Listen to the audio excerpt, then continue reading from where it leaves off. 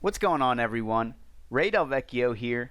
This question was part of a previous monthly Q&A for business plan members. Now, if you think you're ready to make money with your skills, sign up for the freelancing membership on my website, where you can download all of my web design, WordPress, and online marketing giveaways in one spot, and that includes a PDF copy of my book, Create Your Freedom. I'll include a link here in the corner of this video and in the description below to create your free account. Now let's get to today's freelancing question. The next question here is, can location be your niche instead of choosing one specific business industry? And I definitely think that's possible. I come across websites all the time in my state where it looks like somebody specializes maybe in a county or even statewide, and they do websites for all types of business industries. And the reality of that is people choose based on trust, and proximity is one way to build trust. I would imagine that if these people are building locally, that they might be willing to meet in person.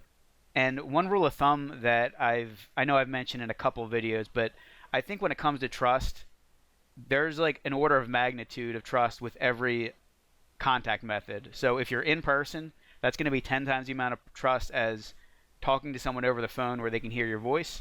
And over the phone is probably about 10 times the amount of trust as email.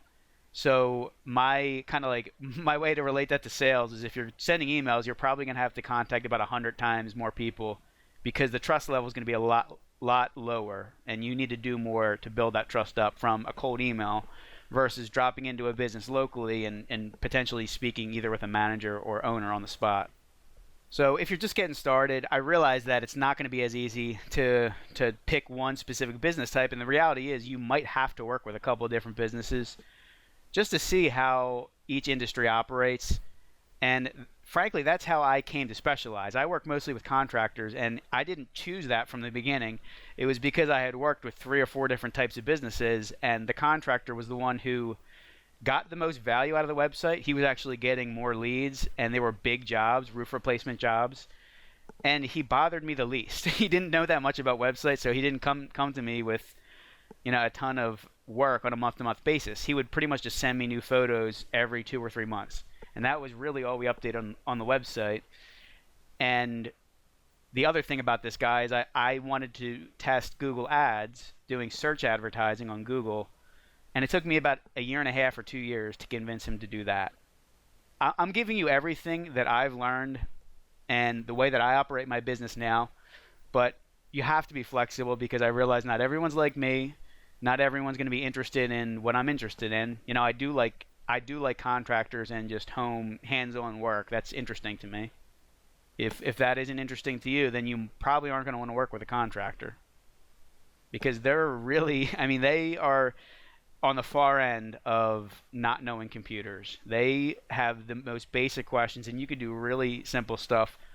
Like I remember I was doing like a spreadsheet calculation where I was adding 2 numbers, and one of my clients, like their secretary who I was showing this to, was like amazed. And it's like you have such a high bar for what you think people know sometimes because you know that much.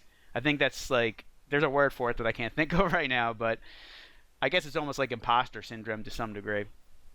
In my experience, clients know a lot less than you probably think they do. You're going to go into it with a lot of fear, but that's why I think you need to just lower the bar and just contact a lot of people, because if you're just a little bit better than them, you don't have to be, a complete master at web design or online marketing. You can learn along the way. That's what I did.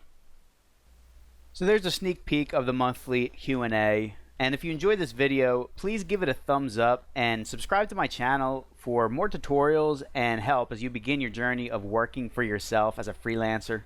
If you have a question, feel free to leave it in the comments below and I just might answer it in a future video. Also, don't forget to sign up to the free membership to get access to all of my website freebies. Thanks so much for taking the time to watch, and I hope you join me on the next video.